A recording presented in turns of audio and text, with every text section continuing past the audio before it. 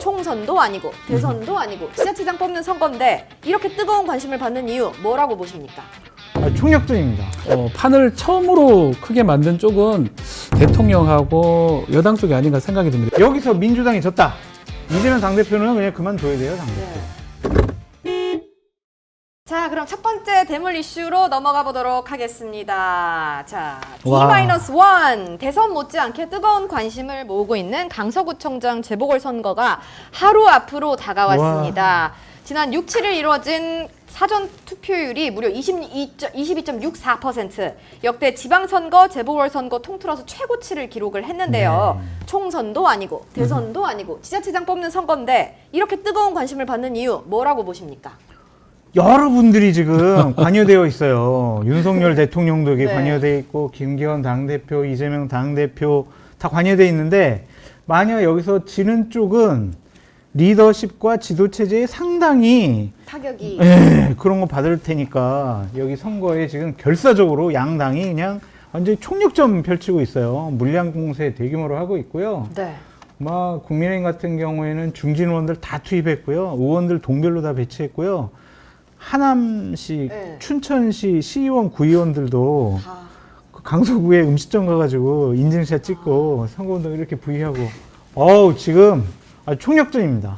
판이 커진 것 같아요. 네. 원래는 강서구청장 서울 시내 25개 구청 중에 하나예요. 지자체죠. 네. 그렇지만 판을 처음으로 크게 만든 쪽은 대통령하고 여당 쪽이 아닌가 생각이 듭니다. 여당은 의도치는 않았는데 예. 대통령의 김태우 이제 전 구청장 특별 사면 그리고 복권한 다음에 예. 결국 무공천 하기로 해놓고 다시 공천 줬던 부분. 네. 거기에다가 중진들 다 등장했죠. 그쵸. 나경원, 안철수 의원까지 등장을 네. 했습니다. 그러면서 판을 민주당 키웠다. 입장에서도 예. 이 판 그대로 보기 어렵다. 결국은 그냥 구청장 선거가 될 게 판이 매우 커져가지고 이게 사활을 걸고 목숨을 걸고 싸우는 지금 전쟁터가 된 것 네. 같아요. 근데 만약에 여기서 민주당이 졌다. 이재명 당대표는 그냥 그만둬야 돼요, 당대표. 네. 근데 사실 민주당이 압승할 거라고 예상하셨잖아요. 네. 네. 국민의힘이 이기기가 쉬워 보이지 않는다. 상황상. 그렇죠, 예. 네. 자, 그 22.64%의 사전 투표율 굉장히 높은데요. 두 당 모두 우리 당에 유리한 신호다라고 해석을 하고 있습니다. 어디에 유리할까요?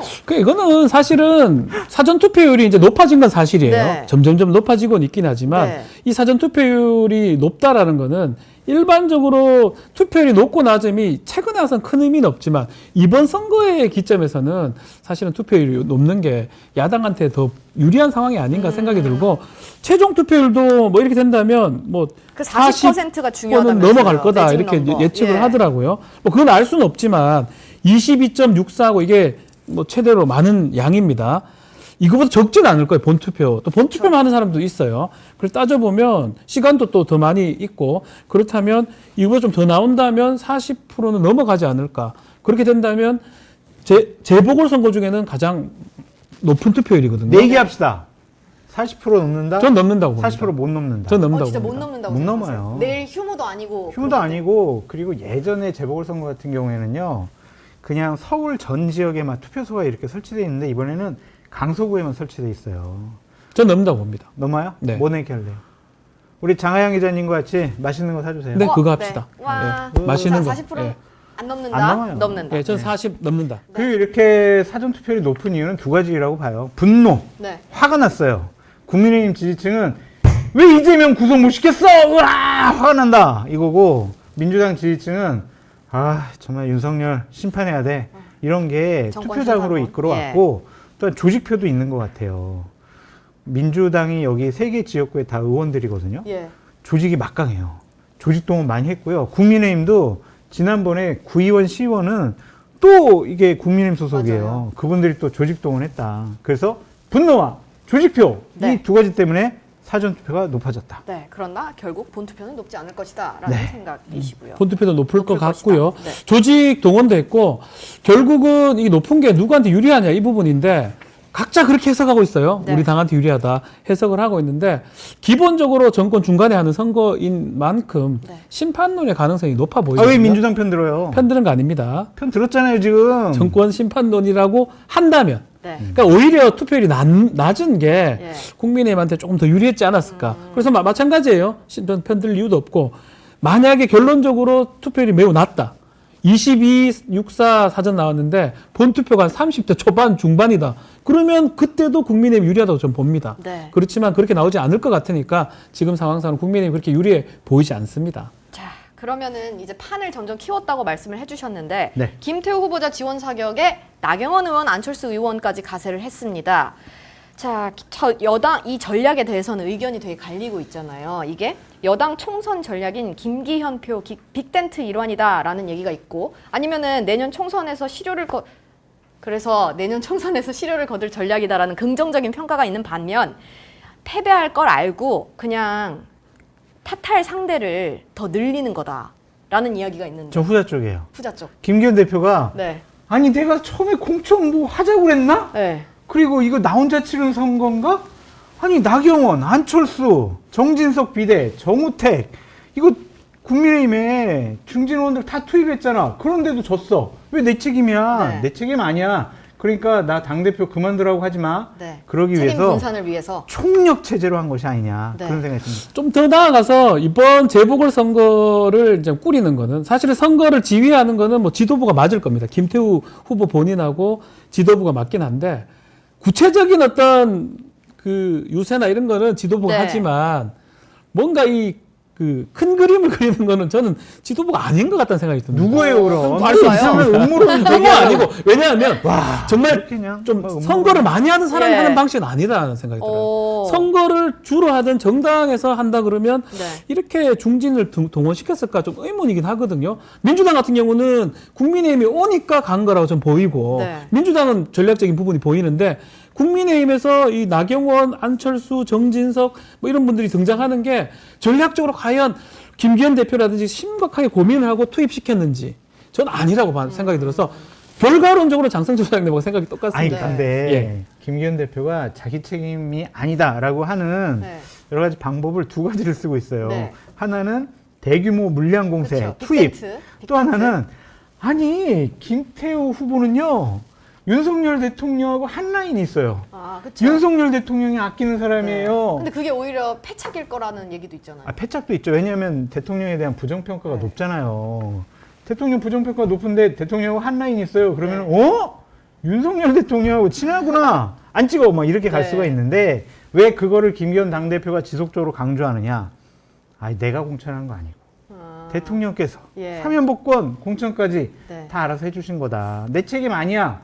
라는 근데 자기 이제 항변이에요. 국민의힘에서 나가는 건데 당 대표로서는 조금 책임이 아이, 없네요. 그러니까 최종적인 책임은 있죠. 네. 근데 진짜로 뭐 내가 바지 사장인 거 알잖아요. 네. 그러니까 저한테 그냥 무조건 그만두라고 하지 마세요. 그러한 이미지를 주고 싶어 하는 거예요. 공감합니다. 예. 네. 얼마나 공감이 되는 말 아니 하네요. 제가 김기현 대표 네. 막 비판하면 공감한다 그러고 아, 비판하는 거 아니잖아요. 칭찬하면은 막 공감하지 않고 안 지금 한다고 칭찬 그러고. 아니었었나요? 이 칭찬인가? 예, 잘 모르겠습니다. 자, 그러면은 단식 후유증을 호소해서 재판도 짧게 끝내달라고 했던 이재명 대표가 어제 오후 퇴원해서 집에 가는 길에 잠깐 들렸다면서 진교훈 후보 지원 유세에 나섰습니다. 이재명 대표 공식 유튜브에 라이브 발산역 1번 출구 진짜가 나타났다라는 이름으로 라이브 스트리밍 하시는 걸 제가 네. 봤거든요. 자, 국민의힘은 이걸 놔두고 이렇게 비판을 했습니다. 이재명 대표의 강서 지원 유세는 강서 주민과 국민의 속만 뒤집어 놓을 것이다. 민주당과 이재명 대표를 향한 심판의 민심을 거대한 불길로 만들어 진교훈 후보에게는 최대 악재로 남을 것이다 라고 했는데 이 대표의 지원 유세 도움 되나요? 안 되나요? 전 된다고 봅니다. 별로 도움 그래요? 되지도 않을 거고 도움이 안 안 되지도 되지도 않을 않을 것 같아요. 그냥 지지층 결집하는 효과는 있지만 또 이재명 당대표에 대해서 별로 호감도가 높지 않은 중도층은 맞아 진교훈 후보 이재명 당대표가 공천했지 에이 나 투표장 안 갈래 이재명 싫어 그럴 분도 있겠죠. 그래서 결론적으로는 쌤쌤 네. 저는 결과론적인 얘기이긴 한데요. 결과론적으로 만약에 민주당이 크게 이길 수도 있고 또 근소한 차례 이길 네. 수도 있고 질 수도 있겠죠. 예. 어쨌든 간에 결과론적으로 이재명 대표가 안 갔으면 네. 크게 이겼으면 갔잖아. 그래서 크게 이겼다. 네. 또 근소하게 했으면 갔잖아. 네. 그래서 근소하게 했다. 졌다면 이재명 대표가 갔는데도 졌다. 이렇게 결과론적인 해석이 될 것 같아요. 그쵸. 그래서 아마 이재명 대표는 사실은 뭘 뭐 이게 해도- 뭘 해도 안 가면 안 되는 상황이 네네. 아니었나 싶어서 그래서 저는 좀 퇴원하자마자 그쪽으로 간 거라고 저는 개인적으로 그렇게 생각이 안 듭니다. 갈 수 없죠. 그냥 네. 한번 가야죠. 어떻게 그쵸. 뭐 자기가 네, 공천인데 안 갈 거예요? 그럼요. 가야죠. 예. 자, 그러면 이 대표뿐만이 아니라 송영길 전 대표도 진교훈 후보 지지 호소했습니다. 전현직 당대표가 모두 나선 건데요. 자, 이걸 놓고도 국힘에서 이제 돈봉투 사건으로 민주당 사법 리스크 사에 한 획을 그은 송 전 대표가 공명정대해야 할 선거에 등장한 것은 국민에 대한 최소한의 예의도 갖추지 못한 횡포라고 비판을 했습니다. 이 비판 합당한가요? 아니, 그러니까 송영길 전 대표는 가가지고 메시지가 딱 하나더라고요. 윤석열 가만두지 않겠어. 막 계속 이 발언밖에 안 해요. 네. 그러니까 본인이 화풀이하러 간 거라고 보여지고요. 지원이세라기보단. 네, 송영길 대표 간다고 그래서 네. 뭐 그렇게 큰 도움이 되지는 않을 것 같고 네. 저는 제발 좀 부탁인데 좀 재판받거나 수사받거나 이런 분들은 좀 정치인 활동 안 했으면 좋겠어요. 차분하게 좀 재판에 임해시라. 네.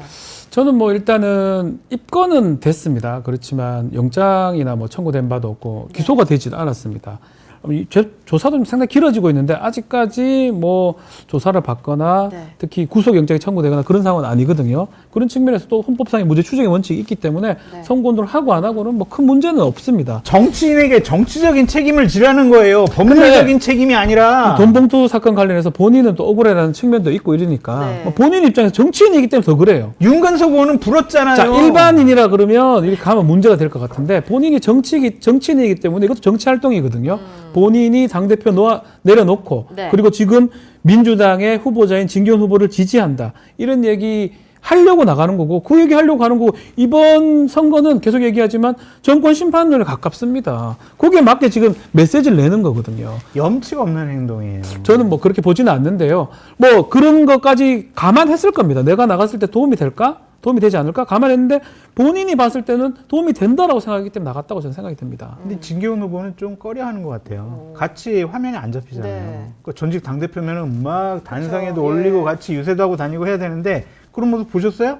보셨냐고요? 근데 진교훈 후보 입장에서는 하라는 거죠. 하긴 하는데 뭐 껴안고 이렇게 할 수는 없는 아니, 거죠. 그러니까 전직 예. 당대표는 예우를 안 하는 것은 네. 표에 그렇게 도움이 안 좋게 된다라는 평가하지 진기훈 후보의 않는다. 참- 요게 만약에 이 선거가 뭐 그냥 지방선거였다고 하면 예. 그 말 가능해요. 생활형 이런 어떤 구청장을 뽑는 선거라면. 그렇지만 지금 선거는 정권에 대한 어떤 심판을 할 수 있는 선거라면 송영길 전 대표만큼 더 색깔이 확실한 사람이 있을까요? 저는 그런 생각도 듭니다. 근데 돈봉투 사건으로 같이 캠퍼에 있었던 윤관석 의원, 이성만 의원 다 한 명은 구속되고 뭐 수사받는 상황에서 오늘 내일 최종적인 이제 책임이 근데 이 있는 부분은 시작돼가지고. 아직 연결고리를 검찰이나 수사기관에서 얘기를 하지 않았기 전 때문에 정치적인 책임을 지라는 거라니까요. 알 수는 없습니다. 사실. 정치인의 정치적 책임. 저는 정치인이라면 이런 걸 가야 된다 생각이 들어요. 오히려 근데 염치가 있어야 된다. 염치 있으려고 가는 거다. 이렇게 생각합니다. 네. 자, 그러면은 이제 내일이잖아요. 당장 선거가. 내일 투표 결과를 놓고 저희가 한번 시나리오별로 분석을 한번 해볼게요. 만약에 진교훈 후보가 당선되면 뭐 앞으로 뭐 총선이나 대통령 지지율에는 어떤 영향이 있을까요? 저는 사실은 민주당 쪽이 유리하다는 분석들이 많은데 뭐 이게 또 된다 해가지고 뭐 풍향계 바로미터 얘기하잖아요. 총선이 너무 많이 남았어요.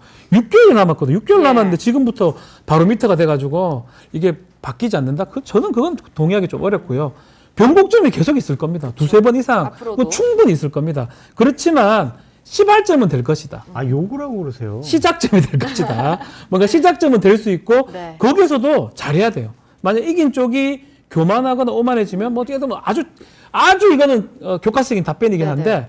그러면 안 좋아질 수 있고 진 쪽이라도 정말 곤장이라고 생각하고 네. 국민의 겸허하게 해초리를 받아들이고. 받아들인다면 오히려 전화위복이 플러스가 될 될 수 수 있다. 있겠죠. 너무 교과적인 답변을 했나요? 그렇지만 교과적 답변이 맞는 정답이에요. 거예요. 네. 저는 참고서적인 답변을 하겠습니다. 진계훈 후보가 당선이 되면은요. 예. 이재명 당대표 체제는 공고해지겠죠. 그렇죠. 비명계의 목소리 잦아들 겁니다. 공천권은 이재명 당대표가 그냥 전권을 갖고 행사할 예. 수밖에 없다. 이재명 당대표 체제의 공고화. 국민의힘 같은 경우에는요. 네. 윤석열 대표 체제의 공고화가 될 것 같아요. 아. 제가 윤석열 대표라고 그랬잖아요. 예. 왜 그러냐면은 네. 김기현 당대표는 바지 사장. 이제 그러니까 바지 사장이라는 우리 다 알고 있는데 네.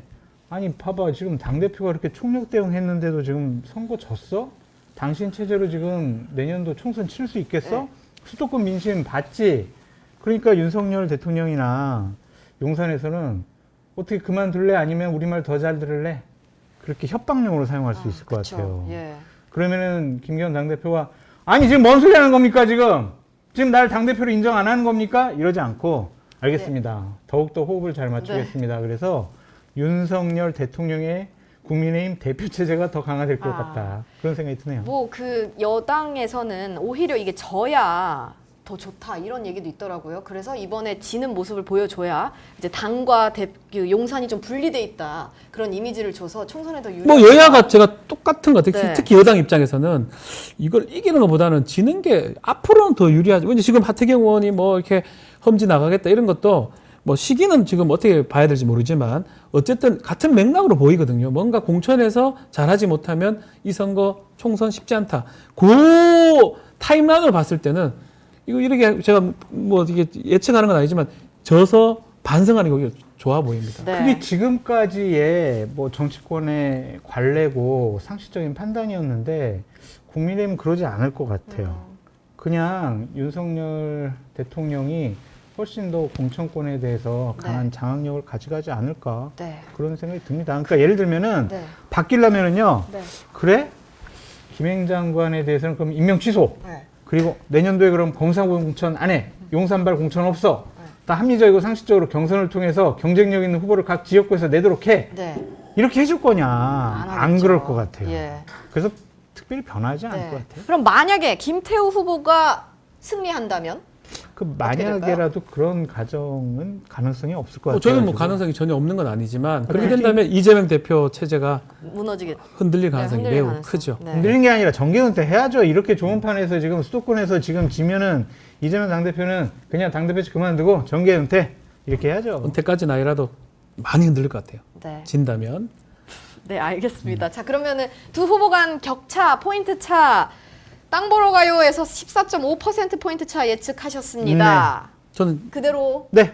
전 18% 이준석 대표가 예측했던 대로 네. 18% 이준석 대표가 막 그러던데요. 본인이 예측한 걸로 미다시 뽑지 말라고. 17.8% 하겠습니다. 죄송합니다. 네. 예. 근데 저는 김행 장관 후보자 때문에 네. 조금 더 제 예측치보다는 더 벌어질 것 같아요. 네. 그렇죠. 거기에 대해서 반발 의견이 좀 네, 있습니다. 40% 넘고 17.8% 네. 차이. 저는 40%못 넘고 15% 내외. 네.